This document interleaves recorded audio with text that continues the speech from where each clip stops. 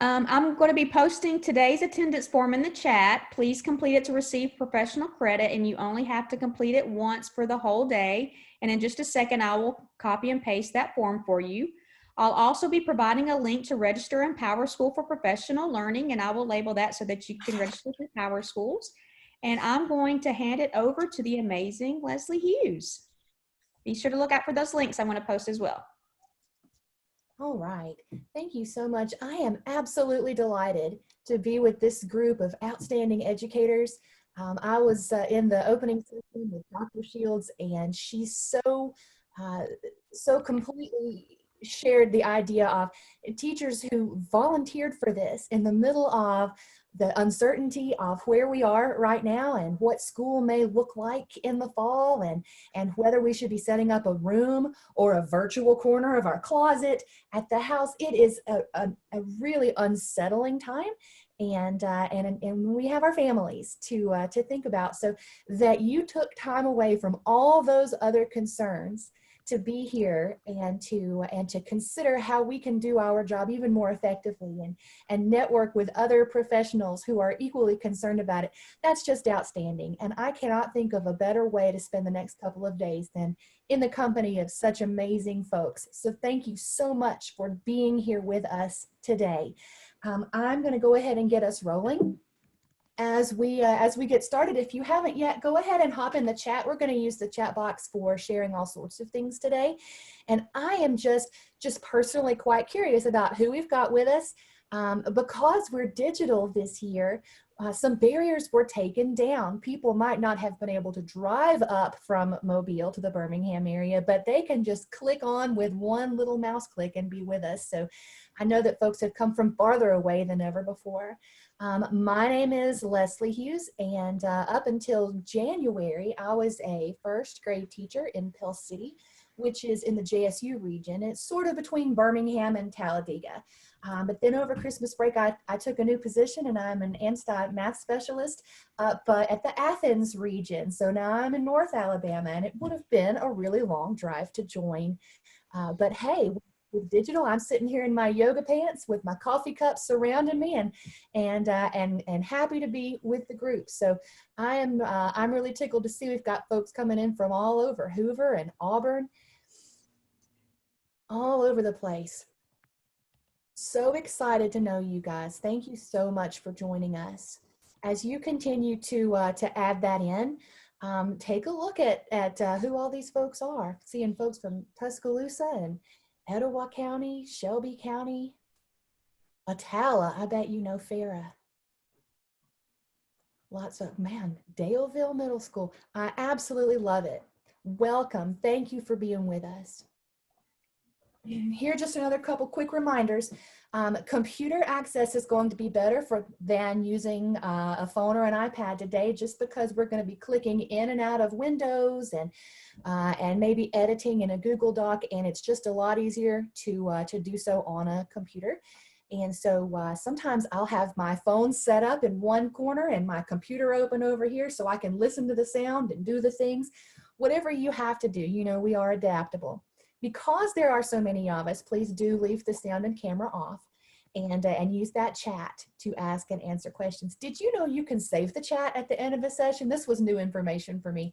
When you're looking at the chat box, down at the bottom of it, there's a little menu button that you can click and save the chat. Now, if you save it now, all you'll get is people's sign-ins. But at the end of our session, before you close it out, you can save that chat as a text file, and you can go back through and read all the things. So that's a great little tool that nobody really told me about. Let's see here. There we go. All right, sorry. I was going to clear somebody's annotation, but they beat me to it. Okay, so these links are not live for you to click on the screen, but you saw earlier in the opening session, the Alabama NBCT network is on Facebook, and you definitely want to be a part of their group. If you are on Facebook and you search Alabama NBCT network, it will pop up. That way, when they share new information about the grant process to get your process funded, because you definitely want to try that, that'll be where all those things are announced. Also, when a new cohort starts up in a community and they're sending out invitations that you may never have heard about it, but you'll see it there. They're also on Twitter, and there are tons of local groups and national groups that you can network with as you begin this process. You do want to find in-person support. And I have to laugh because right now in-person does mean digital, but this is different than some random Facebook group that you're in. Absolutely find some support in your region.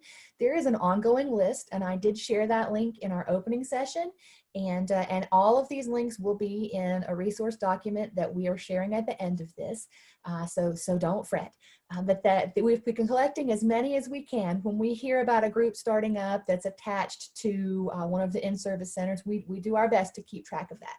Did you know all of the regional in-service centers do receive funding from the State Department to support candidates? So in addition to smaller, more local groups, you should be able to connect yourself with one of those in-service center groups and be able to get support there as well. So there's a lot out there if you know where to look in order to network with some supports. Okay, before we get too far into this, I would love to get some feedback from you. So we're going to use the Mentimeter website. If you will visit menti.com and enter this code 231798, and I'll ask Dr. Crowe in just a second to drop that information in the chat box because she rocks that way. Or you can scan it in that QR code using your phone. What I'd like to do is gather some impressions from you. What have you heard about the National Board process up to this point? The way that Mentimeter is set up, it gives you a limit, 25 characters, I think. If you do a two-word phrase, take the space out, or it's going to split those into two answers, I think. But if you'll visit this website and drop those in there, it's going to create a live word cloud. And with my screen being shared, I'm going to take us to the live word cloud and see what sorts of impressions folks are putting in there. The more times of a word or phrase is used, the bigger it will be on the word cloud. Look at that. Challenging, rewarding, thought-provoking. Good one. I think these are a really neat way to gauge people's impressions and watch that change up in real time. This is neat. Empowering, that's tiny. Not a lot of people have typed it, but I super agree with that.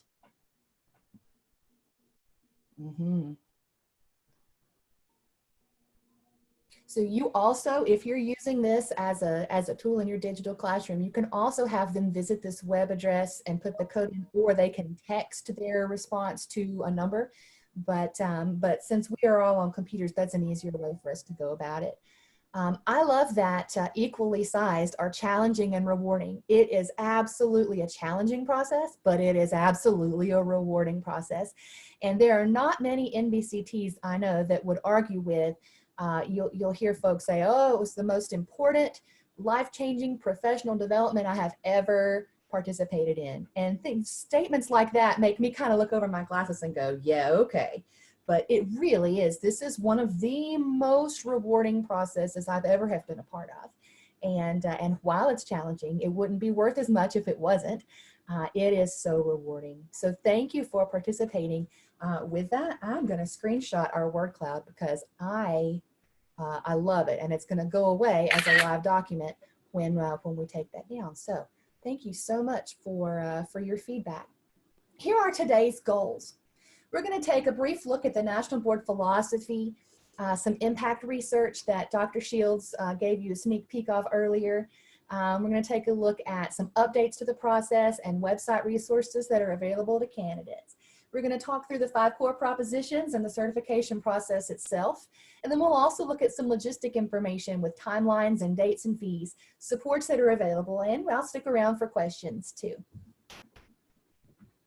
All right, so when we look at the impact of something, we want to know, okay, so cool, it's a process, you know, I pay my money, I get the certificate. How is this actually going to have an impact?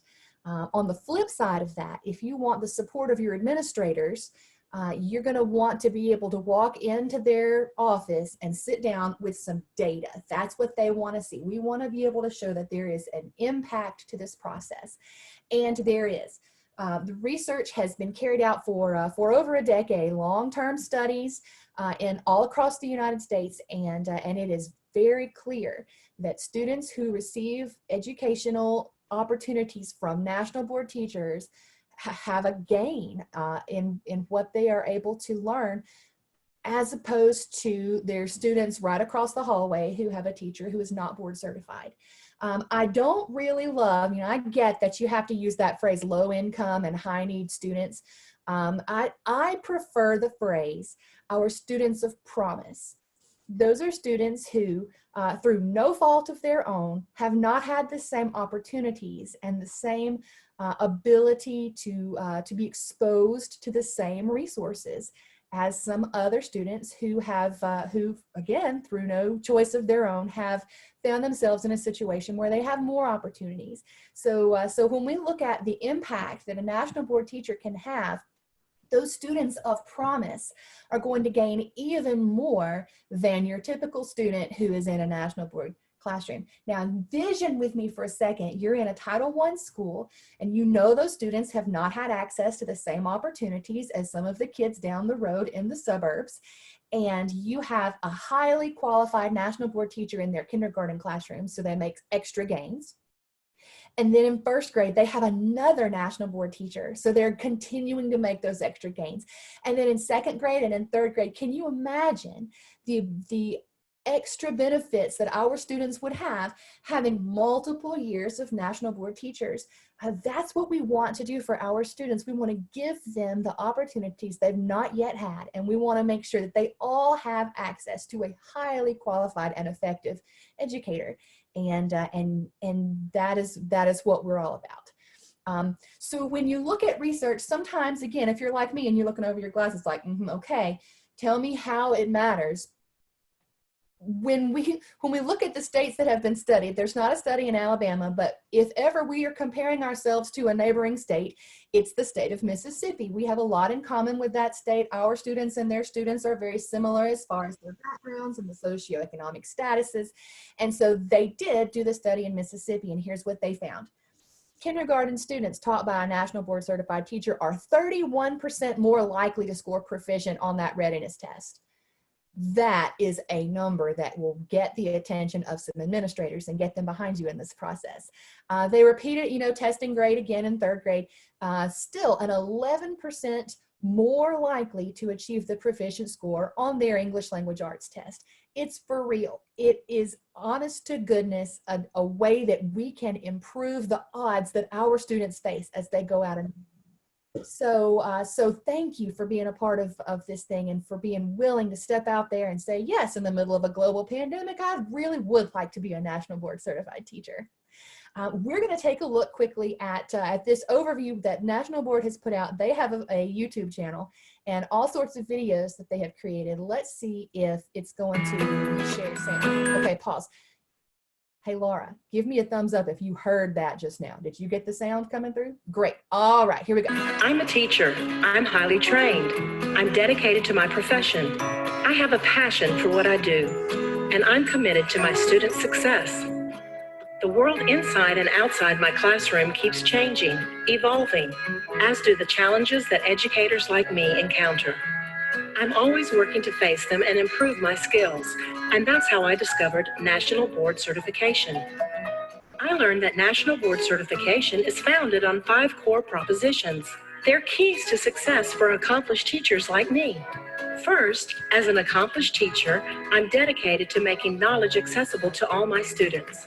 That means I treat each one equitably while celebrating their differences. Second, as an accomplished teacher, I have a deep understanding of my subject and nurture my ability to convey it to my students while encouraging their critical and analytical skills. Third, as an accomplished teacher, I create classroom settings that capture and hold the interest of my students. I organize instruction and create a disciplined learning environment so that each student's goals can be achieved. I exemplify virtues of curiosity, tolerance, honesty, fairness, and justice. I embrace the diversity and talents all of my students bring. Finally, as an accomplished teacher, I work with other professionals on instructional policy, curricula, and staff development. And I work creatively with parents and the entire learning community. Yet, with all this, I discovered that National Board Certification is not a cookie-cutter process. Instead, it's practical and flexible. I could personalize my program and work at my own pace. Becoming a National Board Certified teacher allowed me to hone my skills, apply my unique classroom talents, and demonstrate my dedication to my students. National Board Certification has proven so useful and relevant to me and others because the standards and certification formulations were developed for teachers by teachers. There are currently more than 100,000 National Board Certified teachers advancing student learning and achievement in every state. Nearly half of us are working in high poverty schools.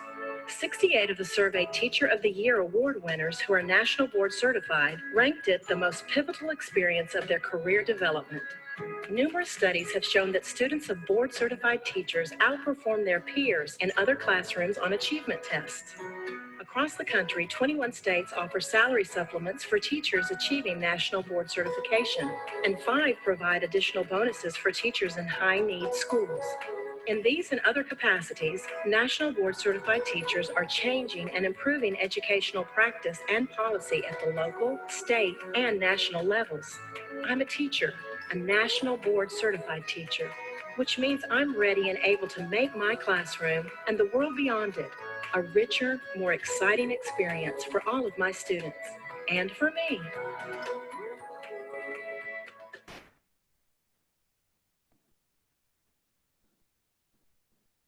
Okay, so my question to you is, do you see qualities of highly accomplished teaching in your colleagues, in those teacher celebrities, you know, the people that you follow on Facebook and Twitter who are always doing cool things and you're like, man, when do they sleep?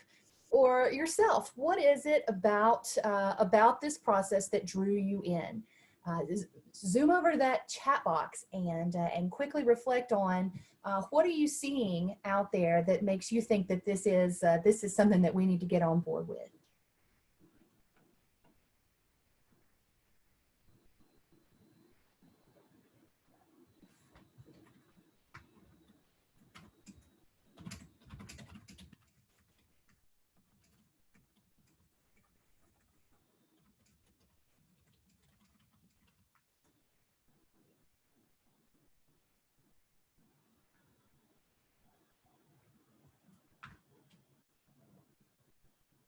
Yes, Mary, I completely agree. National Board is all about being reflective, and we don't get lots of opportunities to do so.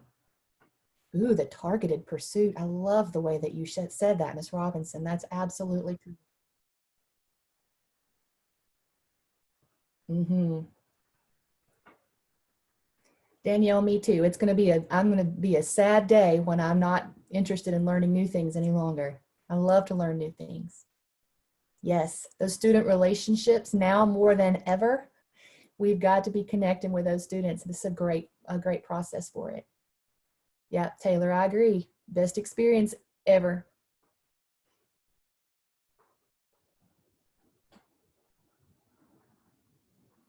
Yeah, I love it. So, so a quick little backstory on me. I came from a system where we had no National Board Certified teachers in my school system, and I heard about it through my ALSDE friend who leads one of the cohorts at NJSU, and she said, you know, so it's for accomplished teachers. It's for, you know, she's explaining to me the process, and all I heard was, well, that sounds like a great way to get another certificate, right? It's not a college degree. It's way more affordable. I'm all about this. And so I went into it knowing that I wanted to learn and grow, but without really the understanding of how I was going to learn and grow and the extent to which it was going to really make me question and reflect and think deeply about things in a way that I wasn't even prepared to learn and grow. So I really think that that once we can get our colleagues involved, it's really a process that can't be stopped. It's a snowball. You see how amazing it is. You start recruiting your neighbors in. I think that's outstanding. Yes, Sandra, I completely agree. She says about how this pandemic has allowed a lot of us to shine our light into that world. You don't hear from teachers on social media unless they're raising money for their class, because that's what we have to do. Or you hear them being dogged in the What's Happening in Pell City Facebook group. But this has been a chance for us to share some of the awesome things that we're doing out in the digital world. Totally agree. Thank you guys for sharing with us. So before we dig into all of the 5 core propositions and this process, we have a quick self-assessment that we're going to do. And so what I'd like for you to do is we're going to follow this tiny URL. That is an L and not a 1. And you can either scan with your device on the QR code or type in the tiny URL on your browser.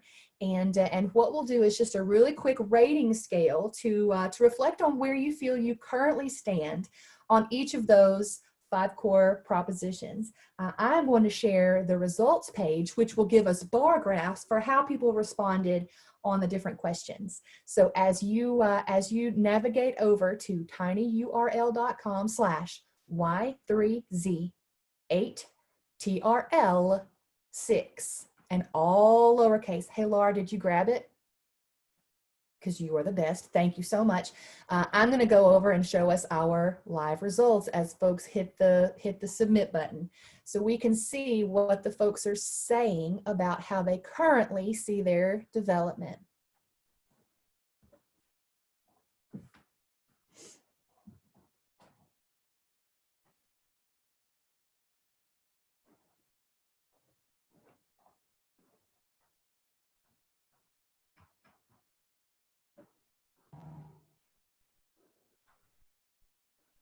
See if it'll let me do it.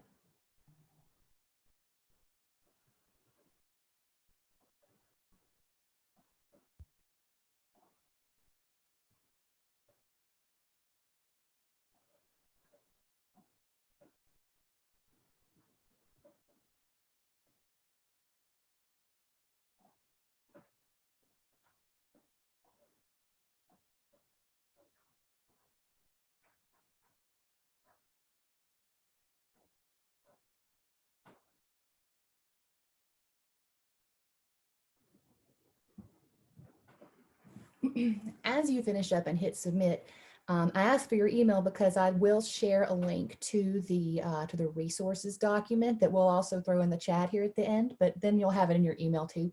I did not ask for your personal name because I didn't want you to feel like I was saying, oh, look, Laura says she's a 1 on that. Nobody's looking at that. But as you hit submit, if you'll navigate back to your Zoom screen and you'll see where my screen share, we're already at 66 responses, and we're watching the bar graphs change for core proposition 1. And there's 2.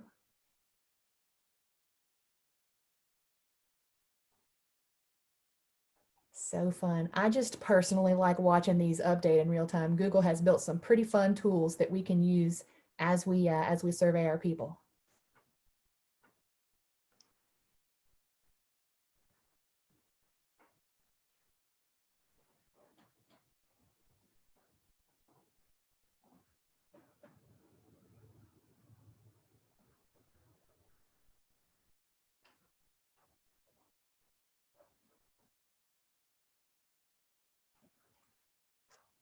So Zoom tells me we have 91 participants and 77 of them have completed the quiz. So we're just about to close that out.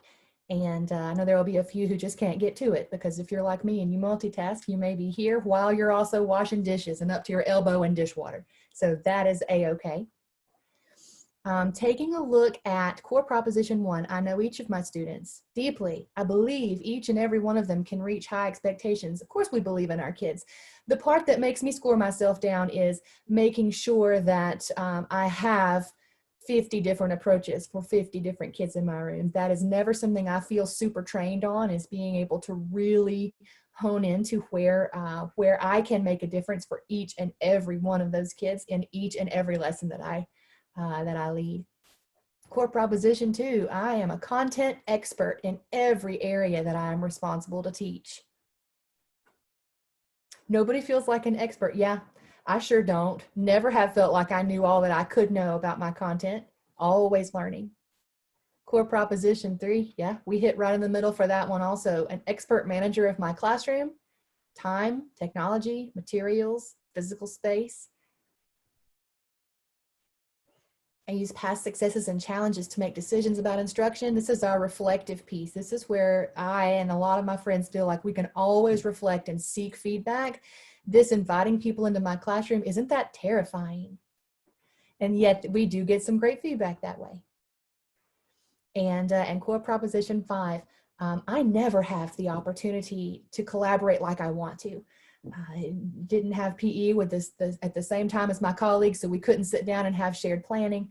It's something that we have to be very, very purposeful for if we're going to make that happen. And hey, this digital time we're living in actually makes that easier than otherwise it would have been. So I'm going to close this out and thank you again for participating and for being vulnerable enough to think through and give some answers to those questions. As we learn and grow, these 5 core propositions are the backbone behind what National Board says accomplished teachers should know and be able to do. Let's see, I've got to, there you go. All right, so there are your 5 core propositions all at once. I want to show you that link on the side of the slide there is not the prettiest link there, but the National Board has created a little ebook. Now you can pay $5 and get the actual bound book, but no reason for that. It's on their website and you can download it and just read through it. But they actually wrote a little chapter for each of those 5 core propositions to really lay out how is it that that looks? How is it that we can continue to push ourselves and grow? If you felt like managing and monitoring student learning was an area that you specifically want to be able to do more with, that is a really great resources to get started. The 5 core propositions are designed so that no matter what your certificate area is, your certificate area standards track back to one of these 5 core propositions. And that's how we know that someone who's an art candidate or somebody who's a math candidate or somebody who's working in exceptional needs, all of the standards that are particular to their area are all based out of these 5 core propositions. And you want to feel so sure about them that when you are writing to answer questions in your portfolio work that you'll submit, that you are talking about how you manage and monitor student learning and you give examples. And you're talking about how you're a member of learning communities and you give examples, because these are the embodiment of those standards. The National Board for Professional Teaching Standards is their full-length title. So it's a big deal, and we want to make sure that we feel very comfortable and confident aligning ourselves to this and really digging in. So here we go. This is what their website looks like. NBPTS is the National Board for Professional Teaching Standards.org. And when you go there, all of the stuff that you'll need as a candidate is under this red Get Certified button. So only 3% of the nation's educators are NBCTs. When we look at the state of Alabama, this is what Dr. Shields was sharing earlier, 7% of Alabama's teachers are board certified, but that's something that when you flip it around, 93% of the state's teachers are not board certified. So it's really something to strive for and be proud of when you've got those letters after your name, because not a lot of people have done it. Some because they've not heard about it. Some have heard about it and heard bad rumors that have got them feeling put off. A few that attempted didn't get a score that they wanted and did not persevere with it. But only 3% of the nation's educators, that's something that we can work to move. As of last night, in the state of Alabama, 2,950 board certified teachers. And that candidate number changes all the time as people register on their website to begin, but that is fun. Over 1,000 candidates at present who have already established their profile and registered for components. So we will continue to be a powerhouse in the nation for teachers going through this process.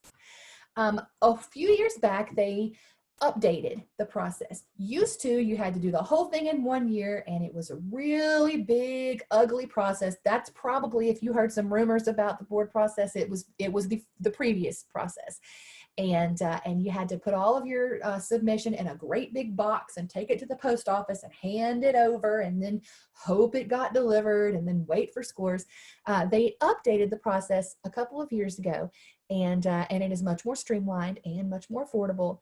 And some things changed. Used to then, after that big long process, you would renew every 10 years. With this more streamlined process, you renew every 5 years. However, it's about half the work and half the cost. So they were able to see that that there was some value in quality over some of the overwhelming quantity that was there. The process now involves 4 components. Component 1 is a computer-based assessment where you go and you sit in a testing site like where you would take the GRE, or if you're a realtor and you're taking a realtor exam, or there are all sorts of people besides teachers who go and use the space and they take that assessment. The other 3 components are portfolio entries where you collect and write and put together and then submit, and with this new process you upload it to the secure website when the time comes, rather than printing things off and putting them in a box. So that is a whole lot simpler, and we're going to break these down into some detail, but you will absolutely positively want to attend each of these sessions going on today and tomorrow. I'll be talking about component 1 this afternoon, and some of my dear friends are talking about these other components, and you'll want to get more information than our very basic introduction that we're going to look at here today. Okay, so as you remember those 5 core propositions, here they are in this box, and this is a graphic that was taken from some of the candidate materials that National Board has printed. The architecture of accomplished teaching. I always want to share with people lessons that I learned the hard way, and this is one of them. When I came across this graphic and I said, oh, how cute, it's a double helix and they've got it color-coded, and I did not pay much attention to this piece of information. It is critical. When the writers of the National Board components, the standards, the 5 core propositions, when they sit down and say, let's make a rubric on how we're going to score these people's portfolios, this is what they're thinking about. They're thinking about first at the bottom of this thing, the root of everything is core proposition number 1 about how we know our students. We're committed to their students and our learning. Well, that looks like, who are my students? Where are they now? What do they need? In what order do they need it? Where should I begin? Well, these are very obvious sorts of questions. When you get into your portfolios and you're asking to write about why did you choose this goal for your class, and you're thinking, well, I mean, because it's next on the pacing guide is why I chose this goal. Well, because it's on the group 9 weeks assessment that I'm required to give. That's why I used it. Or, you know, whatever other reason that is perfectly valid, because that is how we have to make some of our instructional decisions. What they're hinting at is, how do you know what your students know now? How do you know that this is the next logical step in their learning progression? And how do you know where you should begin? That lines up with how we're committed to our students and our learning, and it also ties in with how you know the subject area. So as you are developing your lessons, as you are developing your portfolio, and you're thinking through this thing that we do in teaching, you always start with these students. And I'm thinking back to some teachers I had where they were proud of the fact that this is Unit 2, Lesson 1. Here's my binder. Unit 2, Lesson 1. Doesn't matter who these kids are. I'm using the same stuff every year. And that does not show that we're planning with our students in the forefront of our minds. So that's where we start. From there, we're setting high, worthwhile goals. You'll feel that that really hits in Component 2 and Component 3 and 4. Implementing instruction for those goals, you're going to see that in Component 3 when you're talking about how you use your instructional strategies in your classroom. You're going to see that in Component 2 where you're talking about the way that you differentiate for your students. Then evaluating student learning, you're going to see that especially in Component 3 and 4. So you'll see these big themes are going to come back up as you're working through this process, and it's really important for you to just remember this. It's going to show up in a lot of your candidate materials as you download and print them out, but don't overlook it because it's adorable with the color coding. It's more important than you would think. Lessons learned the hard way. Okay. So they're called component 1, 2, 3, and 4, but the order does not matter at all. You do not have to start with component 1 and then do 2 and then 3 and then 4. I wish that they were called component purple, component orange, because then you would get them. It doesn't matter the order in which you do them. You also don't have to do them all at once. So we'll look at how that can look. But the first thing that you would need to do is go to that National Board website and create your account and start deciding what you want to work on.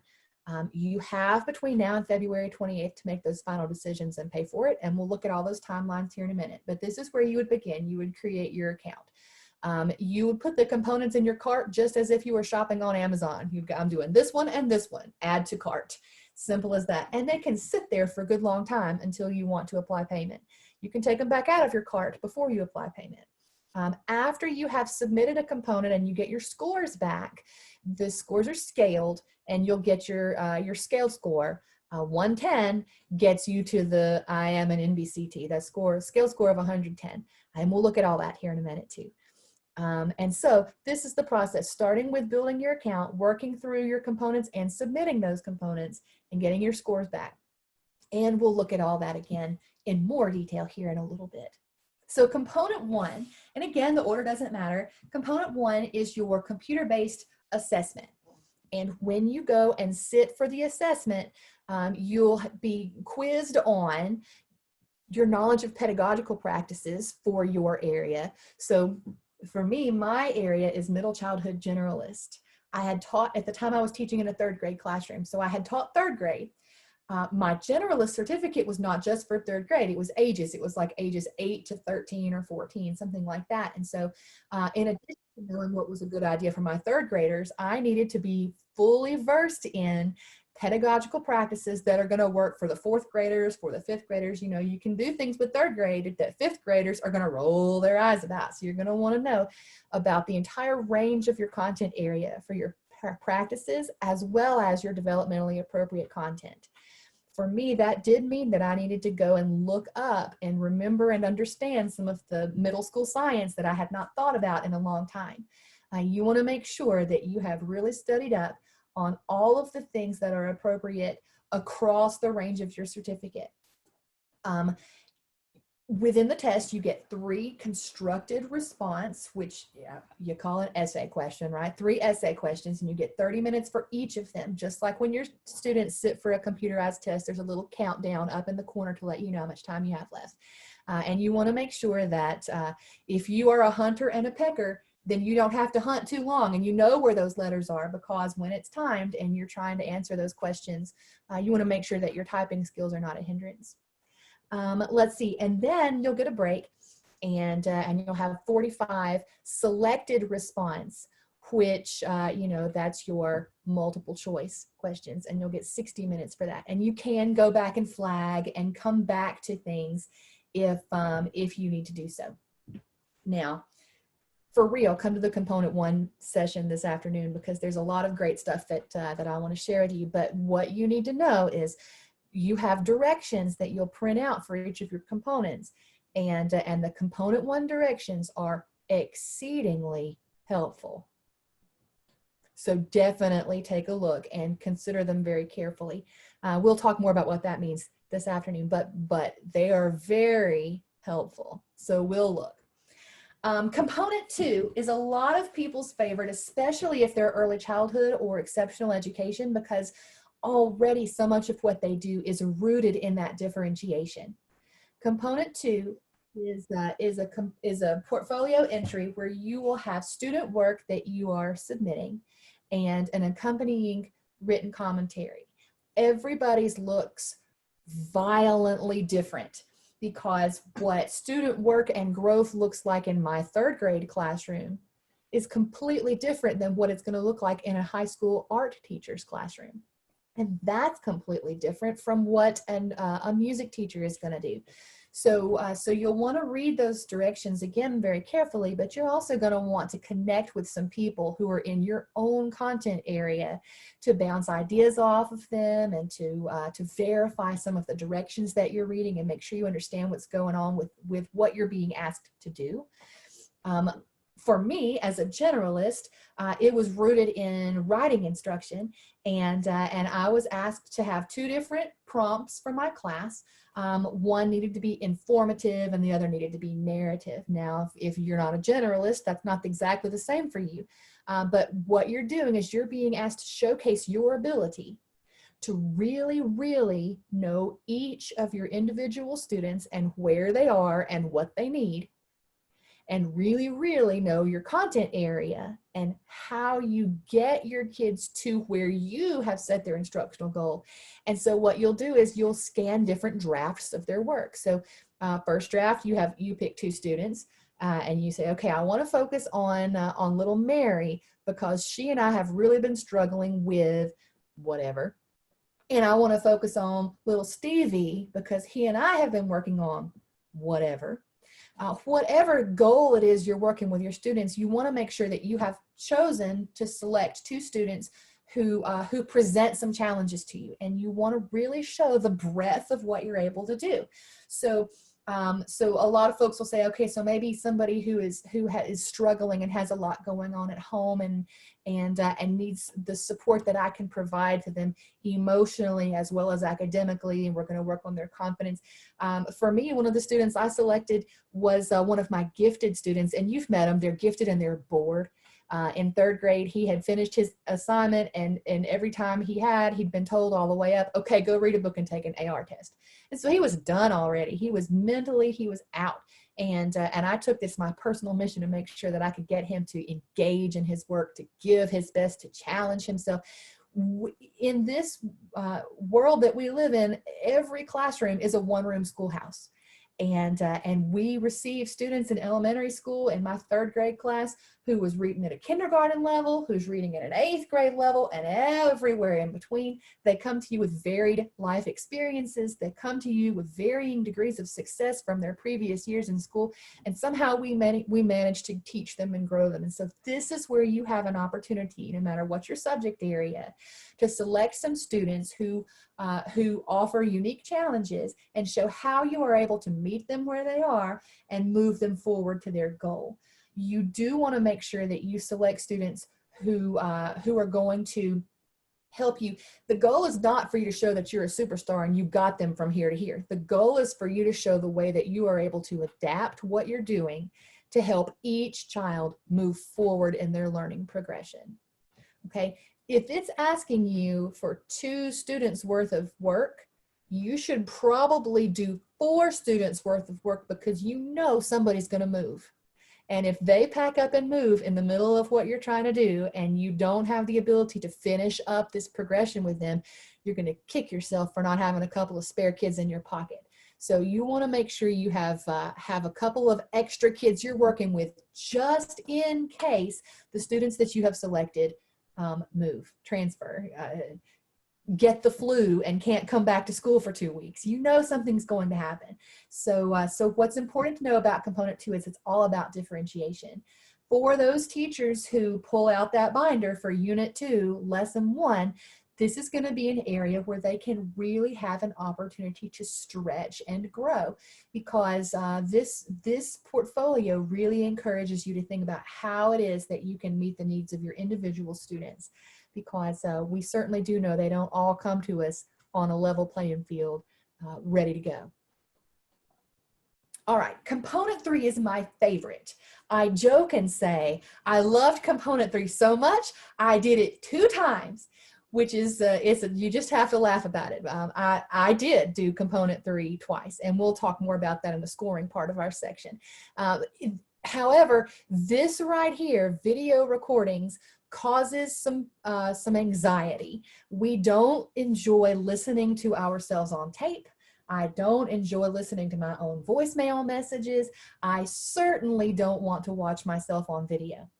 And so for people who are uncomfortable there, we may very well have worked through that anxiety through this sudden digital age that we find ourselves in. I don't mind it so much anymore, but for sure it's an area of discomfort for a lot of folks. However, for most people, component 3 involves recordings, plural, of your lessons between yourself and your students. For most certificate areas. It's 2 different instructional formats, and your directions will tell you precisely what you are being asked to do for your certificate area. For me, and for a lot of certificate areas, it was 2 different instructional formats. So maybe one video is centered in a small group learning environment where most of your students are out working independently, and you have a group of kids where you're working at the table, and that's where the camera is. And perhaps the second video is a one-on-one, or perhaps it's with the circle where you have a conversation and you're really promoting the students speaking out, or perhaps it's debate format, but 2 different formats. And you just really want to read those directions very carefully. Oh, look, read carefully, like I did not proofread the word carefully. Before you begin, you just want to make sure that your directions are clear to you, and you might want to read them 4 or 5 times. Don't forget, as it asks you, why did you plan their format this way? Well, think about what's pedagogically appropriate for your kids. I knew I needed to do small groups because my 6-year-olds focus better when I have 4 of them at a time at my table, and I needed them to focus with me and apply, and you know, all the things that you do. You have reasons. You just want to remember those reasons and think through all of that. You're going to analyze and reflect upon the choices you made in your planning, as well as the video itself. And that's where you can really showcase. And to me, it's my favorite because this is what I do. Kids come to me, I engage them, I teach them, I move them forward. And it felt the most natural to me working on my component 3, because I felt like I was in my wheelhouse in that one. And it's all about the way that you engage your students and impact their learning. Component 4 gave a lot of people nightmares. When candidates get to component 4, they start inventing new and creative off-color words to describe the process. It does stress people out. And for people who are taking 2 years on their process, it's not a bad idea to let component 4 be in your 2nd year, so that you have a little more of the national board way under you before you tackle this thing. It is, however, some people's favorite component, and they love it because the same reason I was all about component 3 as being able to show you what I do in my room every day. Component 4, you sort of step back and get a wide view of what it is that we do. So it falls into 4 categories, but all of the work in component 4 tracks back to student need. So what you'll do is in four sections, knowledge of student. And that really does make me harken back to thinking about that double helix model, the very bottom of it. And core proposition number 1 is all about knowing these students. So that's where you begin. And you're asked to collect data on these students. What do you know about these kids? Where are you getting this information? Who did you talk to? What surveys did you send?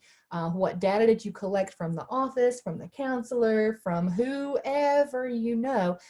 We know these students very well.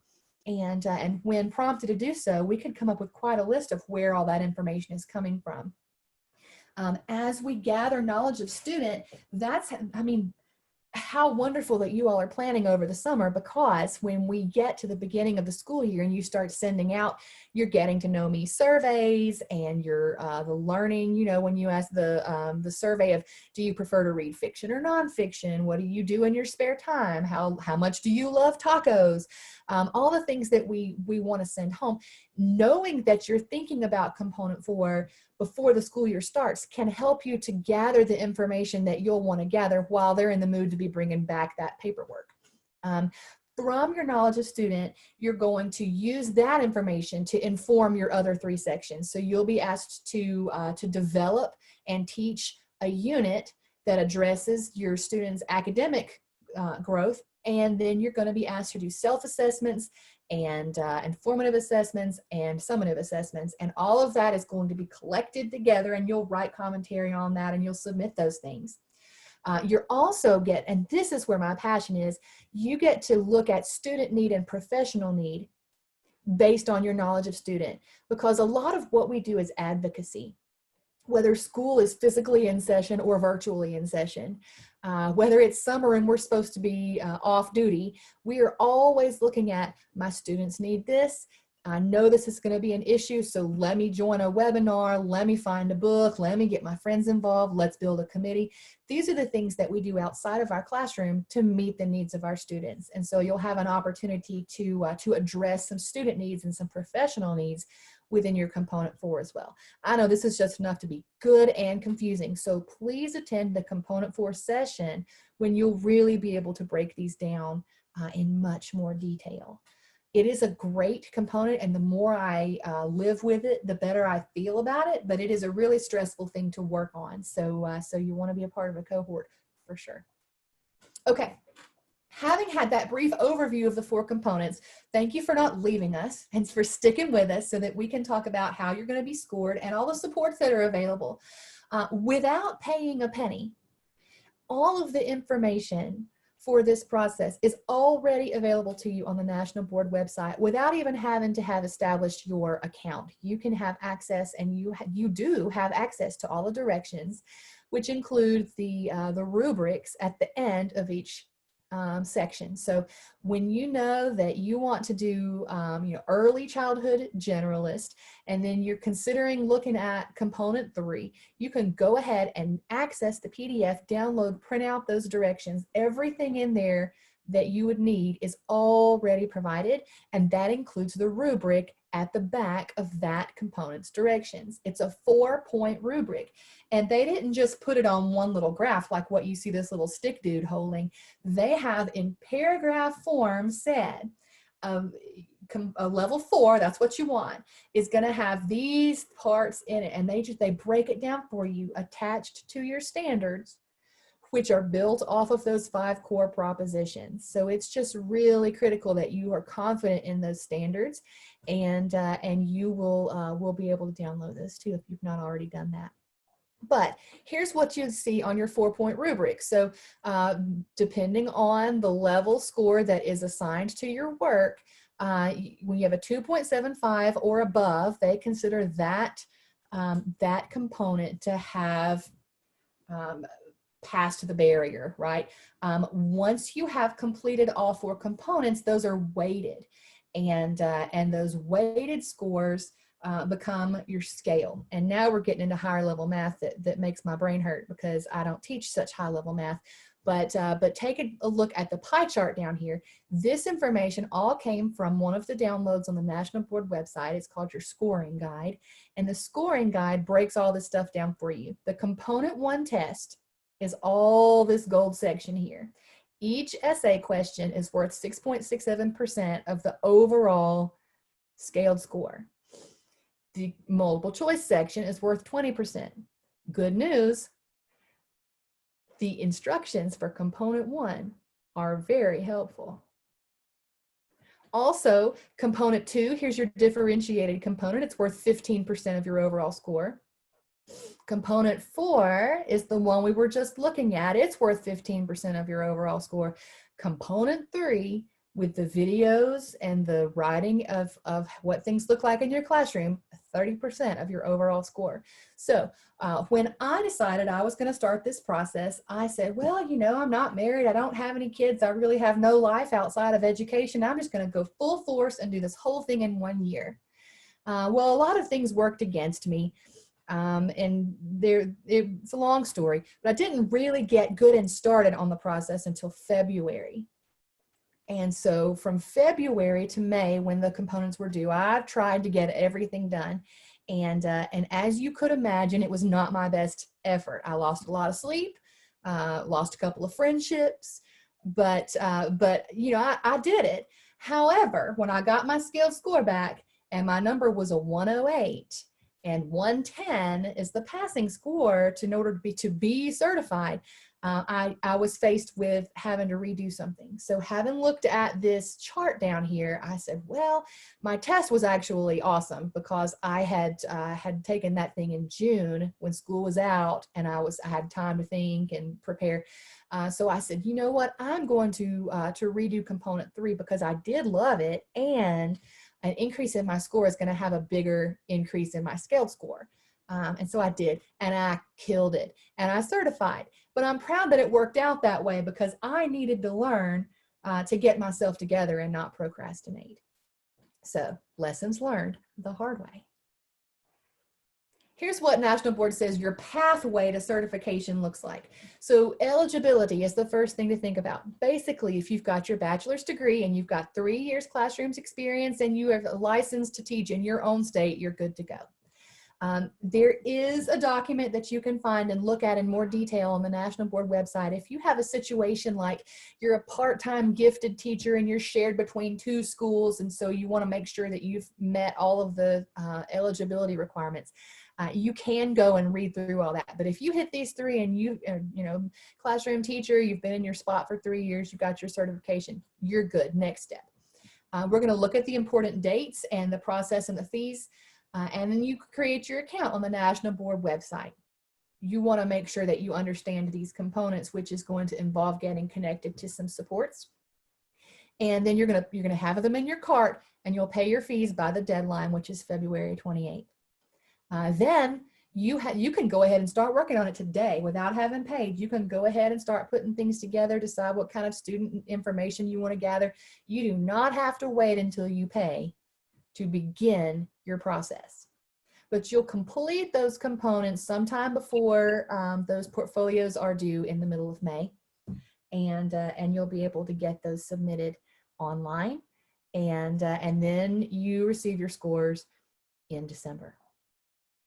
Okay, so you get 5 years to do this, sort of. With the previous process, it was all 1 year. You do it all in 1 year and be done with it. Done. And if something didn't work for you, well, you could start it all over the next year, 1 year. So you have 5 years. However, you have to attempt all 4 components in the first 3 years. And then year 4 and 5 are there if you need to resubmit something. They did this because, say that in the old process, you were working hard on all of the things you needed to do, and life happens and you have to take family leave to go take care of a parent who suddenly needs you, or shoot, there's a pandemic. And so things happen that can throw you off. So say now you have attempted the process, year 1, you have submitted a couple of things. You just need to take year 2 off to handle, you've changed schools, you've changed grades, you need a year off. You can finish those things on your 3rd year, and you still have year 4 and 5 if you need to redo something. So they've given you some grace. They understand that accomplished teachers are also the ones who find themselves to be voluntold to take care of every committee responsibility nobody else wanted, and you're the JV cheerleading coach, and. So they took that in mind when they redid the process to say, okay, well, if you have attempted all 4 components in the first 3 years, you can have the last 4 and 5 to redo if you need to. And like I mentioned previously, once you've got those scores, the components are scaled, and the scaled score of 110 is required to certify. There's a really cool tool on the National Board website with the scoring calculator, and you can go in there and play the what if game that we all played at the end of the 9 weeks before scores were posted for our own classes. So what if I made a 3 on this one, and what if I made a 4 on this one? So you can see what how those scales operate. Okay, important dates for this current cycle. You could have begun creating your account for this cycle anytime after June 2nd and up until February 28th of next year. You can create an account today, and nothing, no commitment until you put dollars on it. So you can just go in there and click create new account and put in your name and email address. There is a registration fee of $75 for each year that you are a candidate. If you plan to make it a 2-year process, you'll pay $75 this year and you'll pay $75 next year. You will not pay the fee for every single component. It's 1 a year. And once you certify, of course, you do not have that fee any longer. And that's also due on February 28th. Component selection, you have to decide and pay for whichever components you think you're going to do by February 28th. You might go in there, put all 4 components in, think about it, get started on it, go, actually, I don't think I'm going to try all 4 components. Let me remove these from my cart. But you're locked in and must pay by February 28th. You could go in and pay today if you wanted to. You could still change things, but I wouldn't pay till I'm sure, because, you know, reimbursing is never fun and they might have a fee for that. You can also change your certificate. If you think you're planning to do generalist and then you go, actually, I think I'd like to go literacy, you can make that change, but only until February 28th. You can change your components, you can withdraw. All those things have to happen by the end of February. So then you have that secure website opens up where you'll submit your portfolio online. You'll be able to do that anytime from April 1st through the middle of May, depending on what day of the week it is, the 15th-ish. Typically it is before school lets out, right in the middle of field day and all those awesome things. And so you'll upload those just as if you were going to Facebook and uploading a video to share. The component 1 test window starts earlier and ends later because you're going to have to reserve a time at a testing site and go there. And they know that that's going to take longer. So after February 28th, when they close, you know, everything is cemented in place, then you will be able to register for and do that test. And then there's a long, sad wait before December 31st when you get scores. And you just have to forget it. Start your new school year. Don't sweat it. Don't worry, because there's not a thing you can do while they're scored and then double scored and then super double blind. Double checking for quality across all the different scoring, and you just can't even worry about it. And you'll get, it'll be emails coming out when those things get close so that you can get in and double check your passwords, make sure you can get in, but it'll be Christmas. So just, you know, just put on your patience hat. Okay, and here's what we talked about, that $75 annual registration fee. The cost for each component is $475 for the attempt. So say you're doing component 2 and 3, then you're going to have $475 times 2 plus your $75 registration fee. Component 1, the assessment, is also $475, but they've listed that separately because so when I redid component 3, you have to do the entirety of component 3 with the video. You don't get to break it apart and say, I'm just going to do my small group video. It's all of that component. But for the test, you can break it apart for a retake and say, you know, I did pretty well, but for 6.67%, I'd like to redo that one science essay question. So you do have the ability to retake just one part of the test, and there's the cost if you were going to do such a thing. Okay, there is the State Department grant, which they offer each year. You will definitely want to be a part of the Alabama NBCT Network Facebook page, because that's where you're going to see, they get sent, you know, this sort of thing does get sent out by email, but you never know how many people it has to pass through, and it's just best to get it when it is released. So join the Facebook group. It's nice though, because then all you're responsible for is the $75 registration fee, and the component fees would be covered by the state. So definitely want to apply. Occasionally there will be some corporate or foundation partners that on the national level, that national board will, they'll just one day apply to your account. Especially math and science people, there will be corporations who want to help fund that. So you might open up your cart one day and see something's paid and you didn't pay it. And that's awful nice.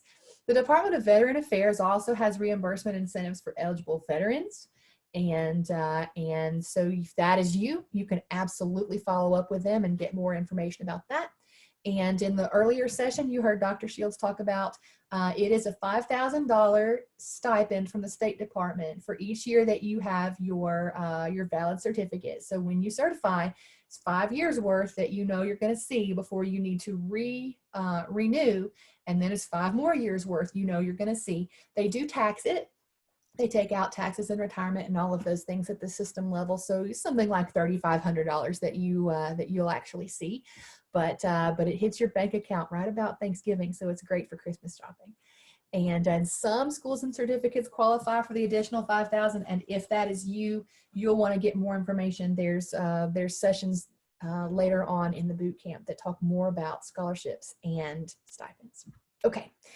Good heavens, you want to get a support group. There are people who do this alone, but why in the world would you want to do this alone? So you want to make sure that you have a good mix of people who do what you do and who are working on what you work on.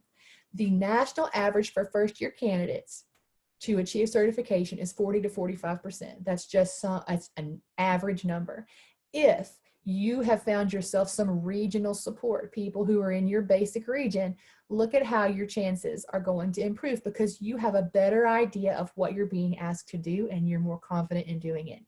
If you can find yourself a colleague at your school who is the same certificate area and working with you throughout this process, your chances continue to just skyrocket. There is a lot of benefit to collaborating on anything, but especially in this work, you want to make sure you've got somebody to go through this process with you.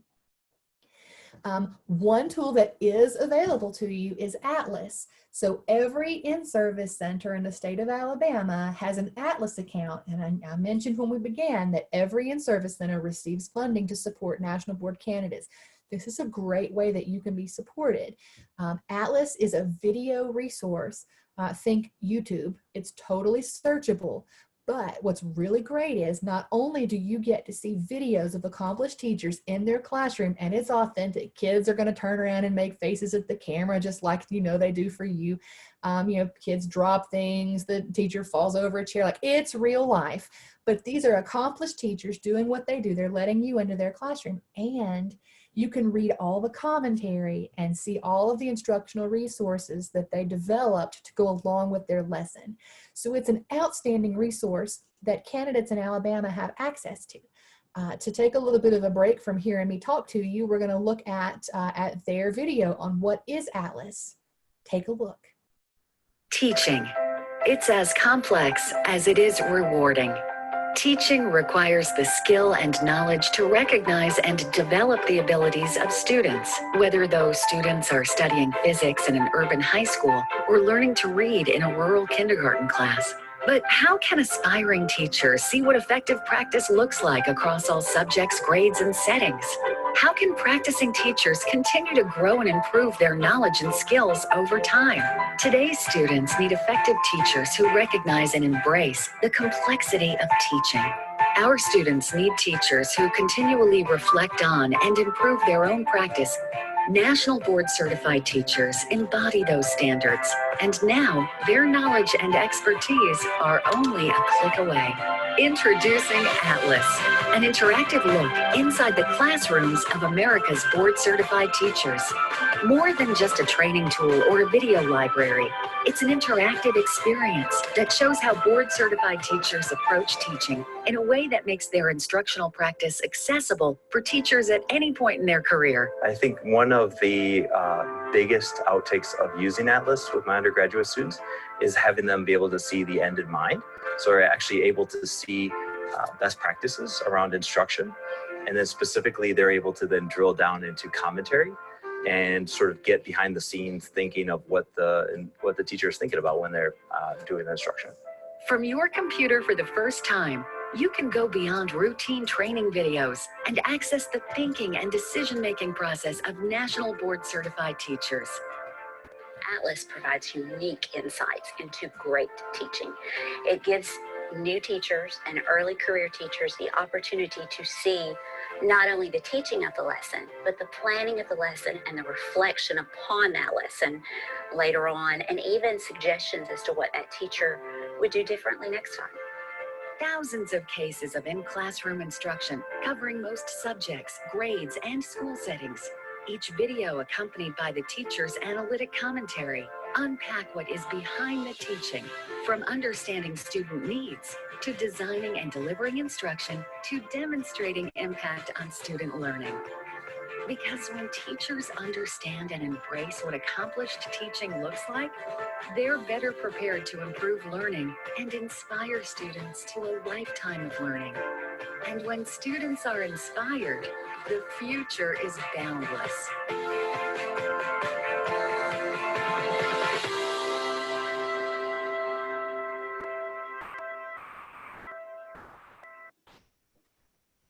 Okay, I got myself distracted reading through some of y'all's comments. There's some really cool conversation going on. I'll definitely be saving that chat and reading back through. To have access to Atlas is an outstanding resource that the state has made available to candidates.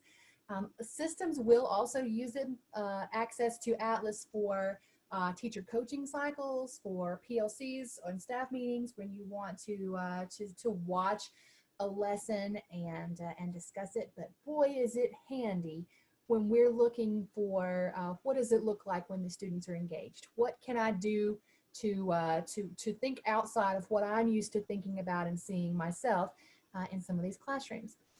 So it's a great tool. What you don't want to do, of course, and none of us ever would be to say, okay, I'm looking for a 3rd grade science lesson on friction. So you look it up and you watch it and then you recreate it for your national board. Don't do that. But you can absolutely use it to help you get thinking outside the box and get those creative juices flowing. Atlas is a fantastic resource. When you go in to look for it, you'll be able to search by category. You can also search by subject or topic or grade level, or thinking about whether you want to look for things that have to do with engagement or hands-on or research or discussion circles, or the things that you might need to find are there. So you for sure want to get in touch with your local in-service center and make sure that you are on their list for support, and tell them, I would like access to Atlas, please. And they'll add your email address and you'll get a confirmation email, and they go through the process. It's amazing. There are well over 1,000 cases. Now, the only thing to keep in mind is, remember how the process changed a few years back. A lot of these videos were submitted and scored through the old process. So they may talk about things in their written commentary that you go, oh, I don't know what question you're answering in this written commentary. That does not sound familiar. That's okay. Knowing that they completed their video and written commentary using the old process will help you from freaking out about that. But it's just really helpful to see examples of accomplished teachers doing their thing. So when you're ready to get rolling, you're going to go to the National Board website, nbpts.org, and you're going to start downloading things. There are lots of things that you'll want to download, but the good news is a lot of it is in one spot. So when you go to that National Board website, you'll see that red Get Started button over in the right-hand corner, and you'll go to New Candidate Resources. You'll see the Guide to National Board Certification and your General Portfolio Instructions, and those are 2 PDFs you'll want to download that give you basic information that it's true for all certification areas. So if you want to know where do I single space and where do I double space, because it matters, you'll find that sort of thing in your General Portfolio Instructions. You have rules about referring to students in order to maintain their anonymity. So if you have a student named little Johnny Smith, that's where you'll find you can call Johnny by his first name. And if you have 2 Johnnies, you can have Johnny S and Johnny P. And if you're writing about Johnny's mom, you're not going to call her Mary Smith. You're just going to say Johnny's mom, so that the person who's reading your work knows what you mean without saying Mary Smith, who lives at 423 Main Street. But you want to make sure that you're following all of those guidelines. So you'll want to see both of those documents. You'll also, once you've decided on which certificate area you're planning to pursue, you'll want those particular standards. That does not mean your content standards. That means the standards that National Board has written based off of those 5 core propositions for particularly your content, your certificate area. So a library media specialist is going to have standards that say things like the librarian makes sure that you have access to research materials, that you have access to the technology. It not to do with what content you teach. Those are your your Common Core, your state, your standards, but the national board standards specifically related to your certificate area. You'll want to download those and print them. And the portfolio directions, they also offer at a glance. Don't even mess with those, because they're going to give you a false sense of, don't look at those. Don't even fool with those, because what you want are the actual directions that give you what you actually need to know. If you have downloaded them in previous years, just go look at the website and check the copyright date, because they'll update them from time to time. And several of them have been updated in the last year or two. So you'll want to make sure you're working with the most recent materials. Okay, we're almost done here. Dr. Shields has an outstanding resource page that she has built. And this also is an L in the address and not a 1. I wish they would not put zeros and O's. And I wish they would not put L's and 1s, because I always have to try them both ways. But her resource page is exceptional. She has links to all the things that are going on with our boot camp. She has links to videos. She has links to study guides for different books that you might want. It's just a great place to turn when you are looking for something in particular having to do with the process. If you have questions about the directions, you need to go directly to the National Board people themselves. And so they have an FAQ website page on their website, and you can submit questions through a form, or you can call them. They're very nice. They heard from me a lot when I was a candidate at 1-800-22-TEACH. And they'll answer whether it has to do with payment, registration, or component directions. They're really awesome to help you out. So there are resources out there for you. But for goodness sake, join a cohort and network with folks. At this resource page, which you can either scan or type in, it's the last tiny URL I'm making you guys use. This is a resource list that I started trying to drag all the links from all the things we discussed today. Dr. Shields' website is linked there. The slide deck to this presentation is linked there. I have a spot ready to add the link for the recording of today's conversation and the text box, the chat box download. All those things will be linked in there so that you can have a lot of things there in one spot.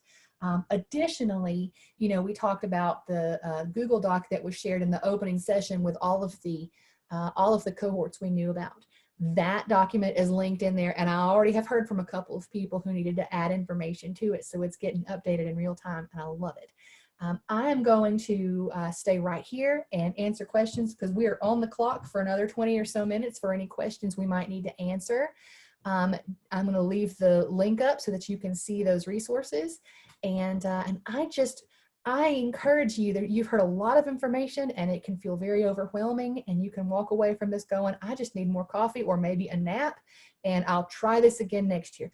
Please do not feel discouraged, because when you have access to people in your region, people now digitally across the state who are willing and delighted to help lend a hand as you work through this process, that's where the magic happens. You can do it alone, and people do it alone, but my goodness, the opportunity that is there to network and grow it's just second to none. So thank you bunches. I'm going to open up the chat box and get caught up on that conversation, and we're going to call this session concluded. I thank you for being with us.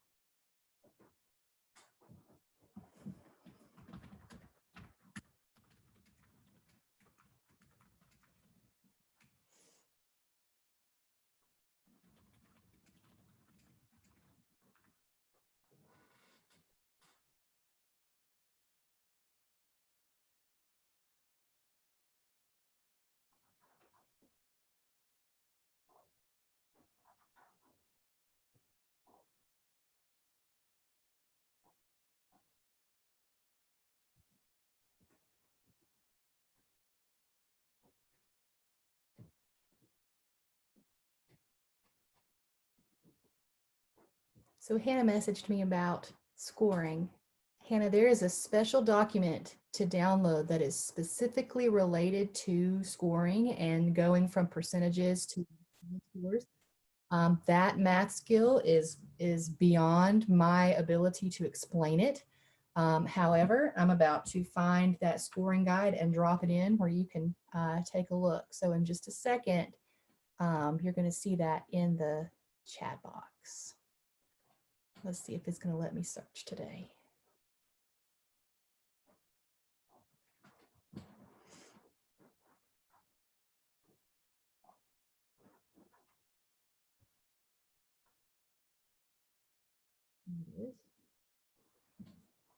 So 64 pages is more than what you want, but start with the table of contents. Let's see, chat. Here it comes, Hannah. And I'm going to put it out to the whole group because there are some other nerds out there who would like to read all about that too. There is also a session going on this afternoon for scoring with Stephanie Lett. And so she will have some great information there too. How long did it? Go ahead.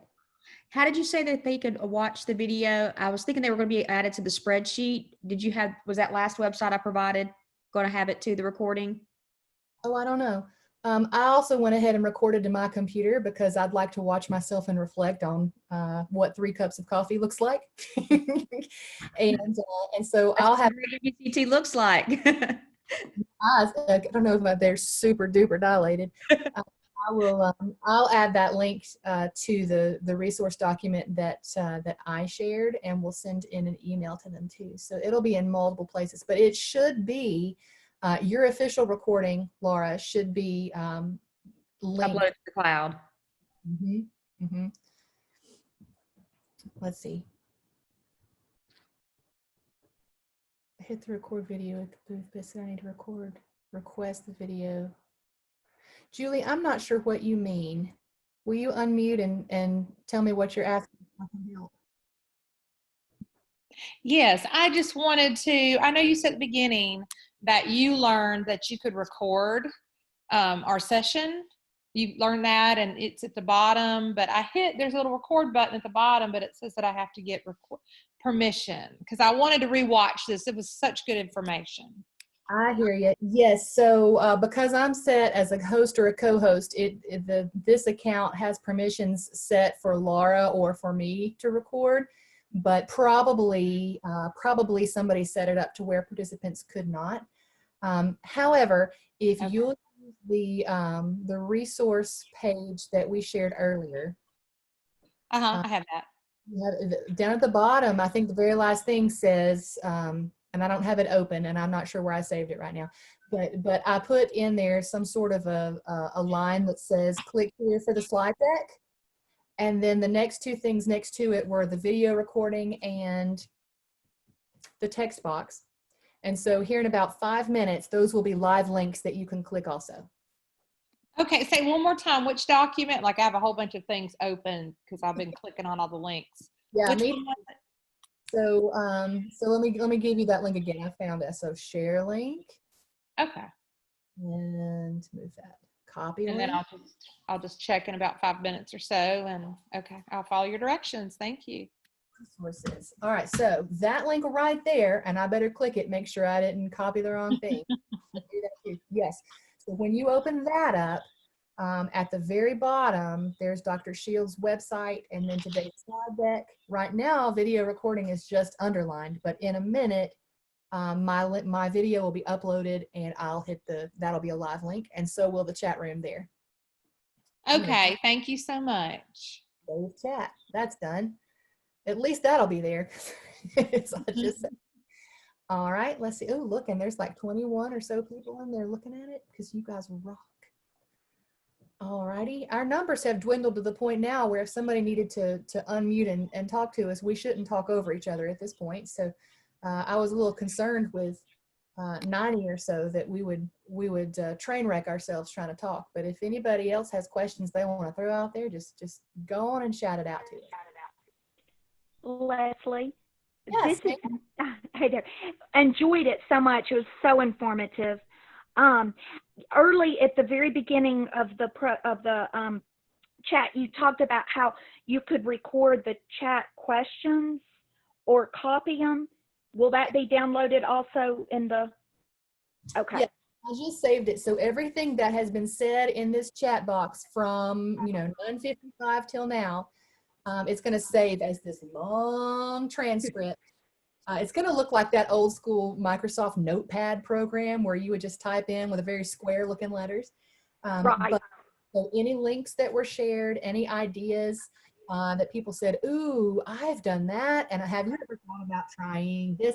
All those things will be in there, and they'll be linked on the on that resource document that I typed in a few posts back. Okay, perfect. Thank you. Good. Danielle says, what is the best way to find a cohort?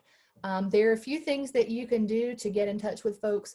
I would absolutely join the, if you're on Facebook, and most folks are, unless they're hiding from the families in their community, and they have some, I have friends with fake Facebook names, or they sign up under their spouse's name because they want to see stuff, but they don't want to be tagged on questions about the field trip. The Alabama NBCT Facebook group is a really great place, because then you can say, hi, I'm in Hartselle, Alabama. Do any of y'all near me? And they can go, actually, yeah, I'm in Decatur and we have a group. And so you can be invited that way. Also, I've worked on a document, which I'll also drop in here, with links to all of the information I know about with cohorts that exist. And let's see, here is that one, copy link. So you can check those out. And if you know about others, you can add them. It could be set where you can edit that. But somebody from Mobile gave me information about some updates that I dropped in that document, and I'll pretty it up later on. But that's a great way to get in touch with folks too. Also, no matter what cohorts are advertising near you, the in-service centers receive funding to support candidates. So you need to know who your local in-service center is, and their borders are kind of weird. So Decatur is closer to the Athens in-service center, but they're served by the UAH in-service center. So you would just want to know who your in-service is. And I don't really talk and search so well all at once, but here is the link where you can find your in-service center, because they all receive funding to support you. So you want to, milk it, get your support from them. That's going to include getting access to the Atlas video database. So when you get in touch, this page will tell you who your in-service center is, and also their director's email address. So you can get in touch with them and say, sign me up. Typically, they have support groups that meet regularly. It's one a month. Some meet on Saturdays. A lot would be like an after school thing. But now that we know about digital stuff, even if they're meeting at a time that you've got car duty and can't get there right away, you should be able to say, hey, stand an iPad up in the corner and I'll zoom in, because I want to be a part of this too. So we found ourselves rather in an emergency situation with this suddenly learning how to be digital, but I really do think it'll help remove some barriers to us through our professional learning opportunities, because it would have been a whole different process if I had to get up at 5 in the morning and drive down to Birmingham today. I'm way more excited about the yoga pants that I'm wearing down here, and fuzzy socks that you can't see. So I'm about this digital world. I can dig it. Let's see. And I'm wondering if I'm an overwhelmed individual. Yes. No, that's not what she means. She asked, should you try to extend it to 2 years? Yes, if you live a normal life and you've got responsibilities outside of the classroom, a lot of people find that it's just a little bit less stressful to spread it out. Now, that being said, I have a friend who did it in 1 year, and he has 7 or 8 kids at the house that they fostered and adopted, and many of them have an exceptional need and is ridiculously busy, and he was working on his doctorate, and I don't know how he got all the things done, but he did, and he had a phenomenal score. So nobody knows you like you know you, and nobody really can decide that for you, but a lot of folks find that it's a little less stressful to split it over 2 years. If you do, everybody that you ask will have a different opinion on what to group together. It makes sense to let component 4, that great big beast of a thing, be on your second year, just so that you can think about it and plan for it a little better. And component 1 with the computerized test, it's nice to put that at your second year, because if you're asked to write an essay about something and you want to make sure that you are really versed in the national board way and thinking about putting your standards in there and working in all the things you want to work in, having thought about national boards for 2 years, you're going to have a much better ability to do that writing. So again, entirely up to you, but a lot of people have found that they felt the most comfortable doing component 2 and 3 together, the differentiation and the video in your classroom, and then doing component 4 and 1 in the second year. See why I wish they weren't numbered? But you got options. You can split them across 3 years if you want to, and then year 4 and 5 are there for retakes if you require some extra years to do it. Let's see. You may have to call somebody, Danielle, at the in-service center. Tell me, Danielle, who your in-service center is.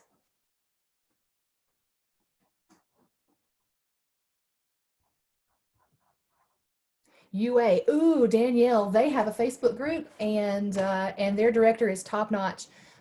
So you want to get in touch with Holly Morgan, Dr. Holly Morgan, and I'm about to give you her email address because I just happen to know her. They have a great group. Let's see, Holly, because she has like an initial in there. Morgan, HG Morgan at ua.edu. HG Morgan at ua.edu. And she can get you on the list for all of the supports. She's great. She's so great. Anna Daly is one of their ALSDE specialists, and she helps with the logistics and leading the sessions, and they're great. They have a Facebook group for their national board cohort also, Danielle, and you should be able to find it. So actually, in that resource document, where all of the cohorts are listed, I think the link to their Facebook group is on that document too, so you can connect that way. Of all the in-service centers, I'm glad it was that one. I actually had an answer. Let's see what else.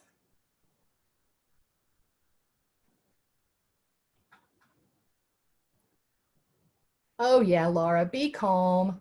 If we're going to do this business in the middle of a pandemic, we may as well just embrace the silliness of it. I think that you guys are pretty much rock stars for being willing to even consider one more thing right now. So definitely get connected with folks.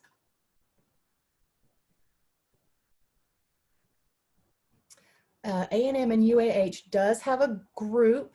I'm not sure who's in charge of it, but let's see what I put the last time I asked somebody. You would need to get, oh, sorry, something went wrong. Why are you going to have a website, State Department, that's not going to have good links? Okay, so A&M UAH Regional In-Service Center. We're just going to go around them. All right, so here is their site, Mallory. Paste.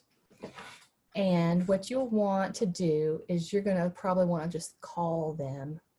This is their phone number. And likely you're going to get one of the wonderful folks who runs their Power School registrations for sessions on the phone, because I believe they're working remotely and probably one person at a time in the office. So they may say, send an email to this person, but they're going to get you to the right person.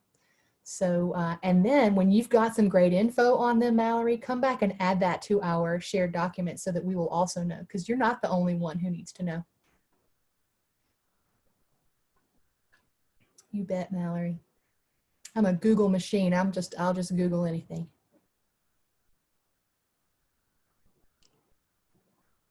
Let's come back to y'all's nice faces.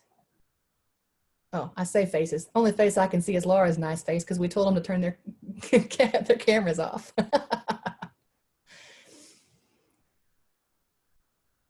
All right. Oh, hey, there's somebody. Hey. All right. Oh, look, they heard me feeling lonely and they turned their cameras on for me.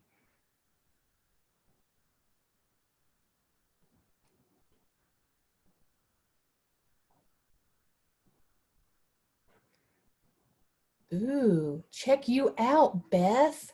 This is awesome. So Beth found the A&M UAH National Board stuff. Look at that. December, January, February, March. Oh, this is last school year though. So it does, however, at the bottom say for more information, contact Susan Arnold, and there's her email address. So yeah, Beth, she is at the beach learning about National Board. That's fantastic. So yeah, it looks like they're meeting at Monrovia Middle School in Huntsville. And you can get in touch with Susan Arnold at sparnold3569@gmail. And it's not letting me copy that to drop it into your chat, but I can just type it over. That's UAH and A&M's in-service center. SP Arnold 356. Yeah, y'all just blow up her email. See if she's at the beach too and tell her you want to be on the list. Yeah, Dr. Kara Whitehead has a great group. Absolutely. She's helping to lead and moderate over the next couple of days, so you may come across her in real life, as real life as we're getting nowadays. I'm going to keep this document up and see if there's anything I can add to my spreadsheet. Thank you for that, Beth. All righty. Enterprise, Dothan, Ozark. Ooh, I don't know.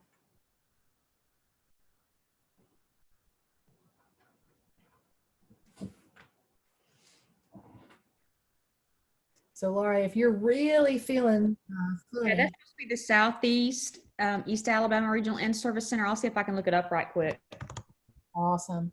I was going to say you can scroll way up at the top of the chat where people introduce themselves. However, unless they also said, and my email address is, you may not be able to track them down. It also is a good way to use the Connections Cafe that you'll see shared in the schedule.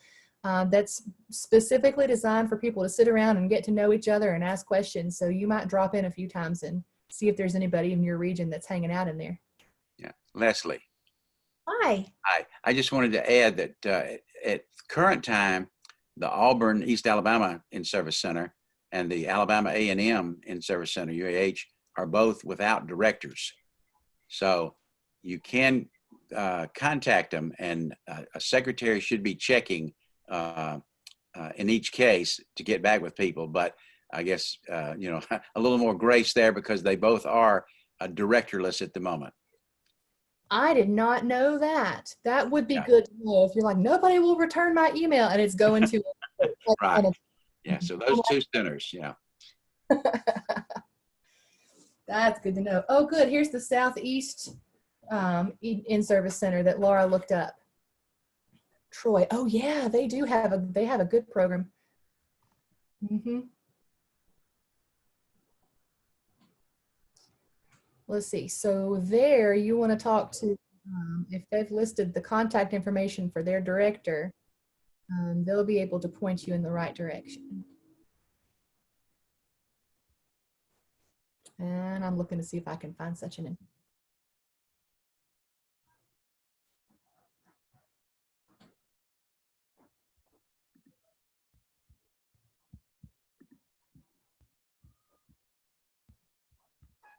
If somebody finds it first, let me know. Looks like they've redone it to say, we're all digital.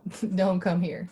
The director's information for Sarah that I'll post. Oh, look at you. Perfect. So if you're in the Troy region, there you go. And they've got a great support group at Troy.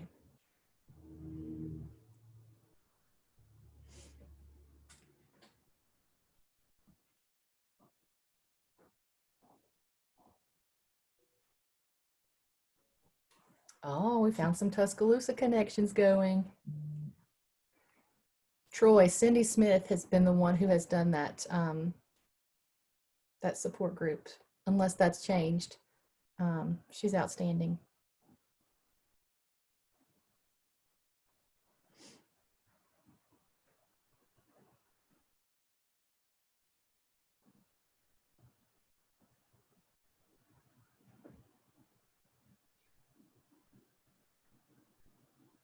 All right, we're here to serve for another 5 or 10 minutes, and then we'll sign off till we see you again in our next sessions. It really has been a delight to hang out with some cool cats. Whoever it was that was at the beach, you should really just activate your calendar and make us feel so super jealous. I got my blank wall back behind me.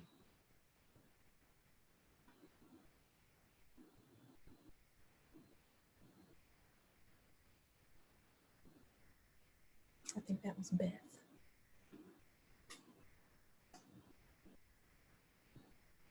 Oh, she left us, I think.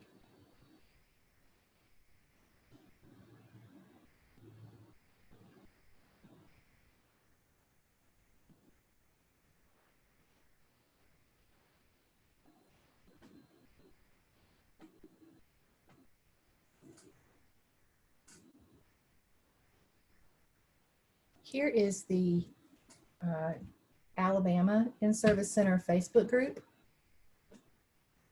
You guys will want to link up with that. That's the UA/UWA In-Service Center. And there it is. You can request to join.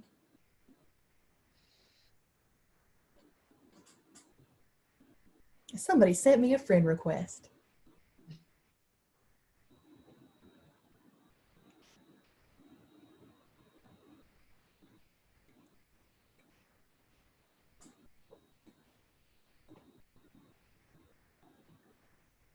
All right, folks.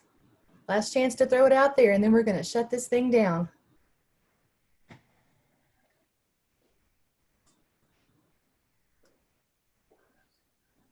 Let's see. So Mallory is a local cohort with Dr. Whitehead, and regional in-service is UAH. I'm not sure if that is correct for you or not, Mallory, but it sounds great to me. And also, as we're signing off, be sure to thank Miss Leslie Hughes for hosting such a wonderful session, and Dr. Rogan for hosting us. Yeah, we are just tickled to be. I'm out of coffee, so I don't know if I'm going to go with coffee or lunch, or coffee with lunch. All of you as participants have been awesome. Great questions, very engaging. Yes. Matter of fact, with all this cool information, I'm going to resave the chat and get the latest chat saved. So you're going to see that chat will be shared in the resources coming your way. Well, thanks to both of y'all. Y'all did great. Super. It was lots of good information. Well, I love sharing about it. There's nothing scarier than starting this process and feeling confused and not knowing what's going on. So having some information is great. I look forward to seeing a bunch of these folks back in our component 1 session this afternoon. And you should have banished all confusion. Or you walk away going, I didn't even realize all the questions that I had, but now I'm full of questions. Also, drop in that Connection Cafe and hit those folks, because they would love to hear the most random questions you can come up with. That's their purpose, is to sit there and visit with folks who drop in with questions. Right. And if anyone needs any assistance, always feel free to reach out to us. I actually help manage the social media for the Alabama National Board Network, and we are here to support you and make sure that you show everybody that you are an accomplished teacher. So we are here to help. Okay. Love. All right. Well, thanks. We're going to close it out. Let's close it out. Thank you, guys. All right. We're going to hang up. All right. Bye-bye. Thank y'all. Bye.